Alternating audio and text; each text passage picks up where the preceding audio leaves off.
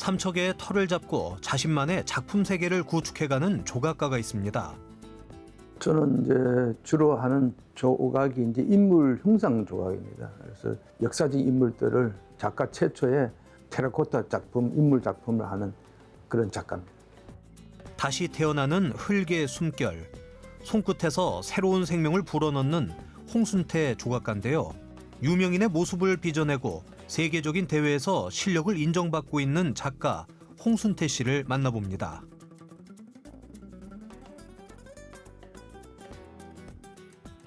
이곳은 주인공의 작업실이자 박물관입니다. 작가들은 다 자극 공간이 필요하거든요. 그래서 그런 작가들이 보통 이제 폐교를 활용해서 그런 작업실을 많이 활용을 하는데, 여기는 이제 공간이 또 시내하고 거리 가깝고 또 지형적으로 또 작업하기 아주 좋은 또 면적이라든가 또 뭐 그런 거 봐서 상당히 뭐 괜찮아서 그래서 이제 여기를 선택하게 됐습니다. 이곳에 전시된 모든 흉상의 재료는 다름 아닌 흙. 우리가 보통 이제 도자기 흙 중에 이제 청자토, 백자 뭐 이런 뭐 흙의 종류는 뭐 여러 가지 있습니다. 근데 제가 주로 하는 것은 이제 청자 도자기 만든 흙, 청자토를 활용해서 만듭니다. 테라코타란 의미는 이탈리아어로서 이제 흙을 굽다는 의미입니다. 그래서 이제 초벌구이 한 상태를 보통 이제 테라코타라고 하죠. 이렇게 섬세하게 묘사된 작품들이 작업실 공간을 꽉 채우고 있는데요. 와, 입이 다물어지지 않는데요. 대체 몇 작품이나 전시되고 있는 걸까요? 지금 500점이 넘습니다. 뭐 여러 가지 종류의 어떤 그 인물들을 만들다 보니까 지금 앞으로도 한 300점을 더 만들 계획입니다. 그런데 하고 많은 주제 중에 왜 유명 인사들의 모습을 담게 된 걸까요? 세계 역사에 좀 뭐가 남기는 어떤 사회적 역할을 어떻게 미술인으로서 할 수 있는 게 과연 뭘까 생각하다가 다른 사람이 시도 안 한 거를 제가 이제 최초로 시도한 거죠. 세계 역사적인 인물을 한번 만들어 보자 해서 처음에 이렇게 많이 생각을 못 했어요. 한 뭐 50점이나 뭐 요 정도로 만들다 계획했는데 만들다 보니까 자꾸 욕심이 생겨서 이렇게 많이 만들게 됐죠. 한눈에 봐도 누군지 알만한 위인들이 많아서 작품을 감상하는 재미도 쏠쏠하답니다. 요거는 이제 메가더 장군이죠. 메가더 장군. 그래서 선글라스도 누가 관광객들이 와서 선물을 주고 가더라고요. 제가 이제 싼 선글라스를 끼워 놓으니까 이거 비싼 선글라스를 주고 가더라고요. 그런데 여기 상당히 눈길을 사로잡는 작품이 있습니다. 아니, 이건 혹시 동전 아닌가요? 여기는 이제 스포츠 스타 중에 축구 메시. 제가 호날두를 만드니까 왜 메시는 안 만드나, 메시 팬들이 그러더라고요. 그래서 메시를 만드는데, 메시를 좀 특이하게 이렇게, 메시 자체가 사실 뭐 움직이는 돈덩어리 아닙니까? 그래서 돈으로 이렇게 넣어서 그렇게 한번 만들어 봤습니다. 그래서 나중에 메시가 갖고 가던가 그렇게 한번 해야겠죠. 그 동전은 어느 나라 동전이에요? 동전은 우리나라 동전이에요. 우리나라 동전은 아주 홍보도 할 겸이고, 또 여기 불에 가까우니까 이 앞에가 많이 이제 망가지더라고요. 이렇게 정교한 작품을 표현하다 보면 특히 더 신경 쓰이는 부분이 있다고 하는데요. 우리가 이 눈을 가리면은 누군지 사실 모르거든요. 그래서 가장 중요한 게 이제 눈의 이미지가 가장 이제 어떤 그 표정 자체가 눈에서 다 나타나니까. 그래서 눈이 가장 중요하죠.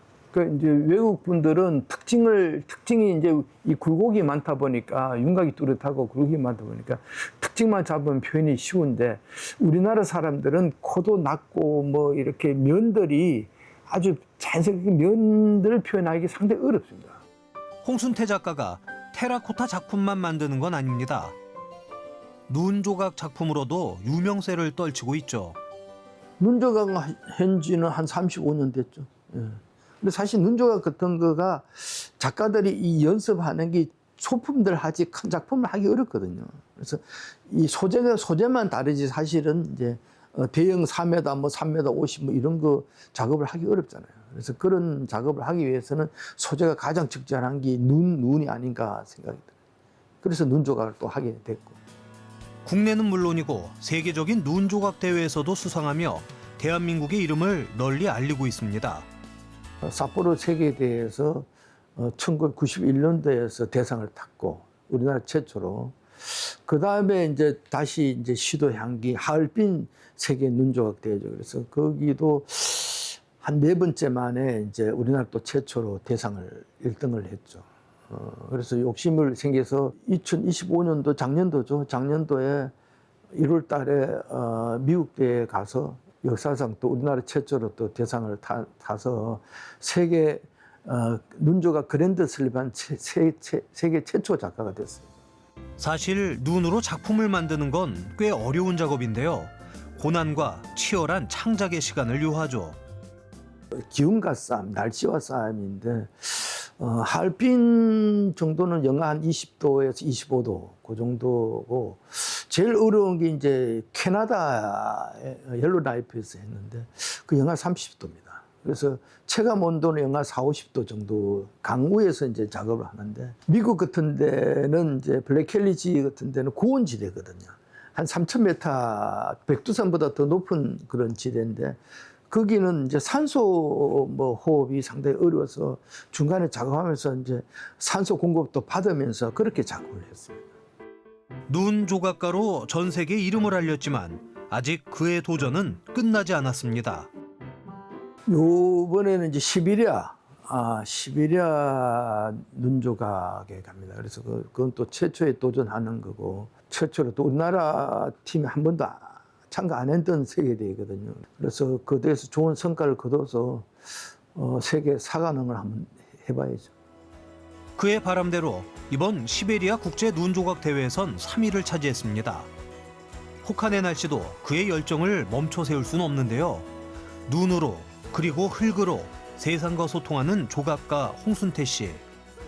여기에 있는 작품들은 정말 역사적인 인물들입니다. 그래서 우리가 역사적 인물들을 이렇게 누추한 데다가 이제 모시는 게 좀 너무 안타까워서 뭐 서울이라든가 뭐 인천이라든가 이런 대도시 아니면 이제 해외든가 이렇게 가서 세계 역사 인물 박물관을 세계 최초로 또 만들어서 전시를 해서 세계 각국이 사람들이 다 올 수 있는 그런 장소를 좀 만들 계획입니다. 눈을 깎고 다듬어 전 세계를 놀라게 하고 흙을 빚어 인물의 시간을 남긴 홍순태 조각가. 앞으로 그의 작품은 또 어떤 시간들을 다듬어낼까요? 한 시대의 얼굴을 조용히 빚어가고 있는 홍순태 조각가의 내일을 응원합니다.